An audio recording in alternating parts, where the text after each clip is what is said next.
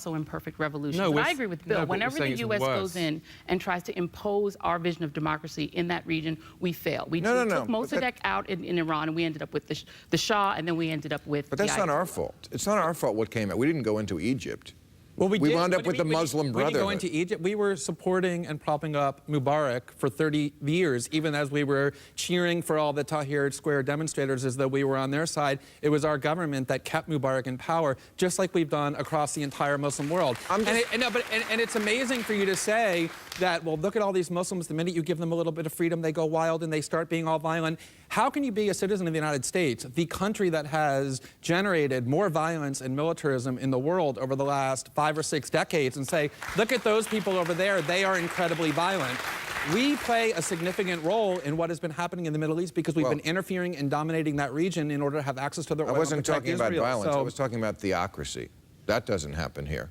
No, well, okay, that doesn't happen here, but at the same time, Iran isn't invading lots of other countries and occupying them for a decade, nor are fundamentalist Muslim countries the way the United States is. So these things are interlinked because we are continuously interfering in that part of the world. And so to say... Really, it's all our fault? It's not all our fault, but when you send your military for 6 straight decades into other countries to bomb them, kill their children and women and innocent men, prop up dictators, yeah, you take responsibility for your actions and say, to the extent that that region... That religion goes back 1,000 years before our revolution, so I don't think we can take all the blame. I don't think we should. I think we should take a lot of it. And there's lots of bodies and corpses that have been piled up in the name of Christianity and Judaism as well.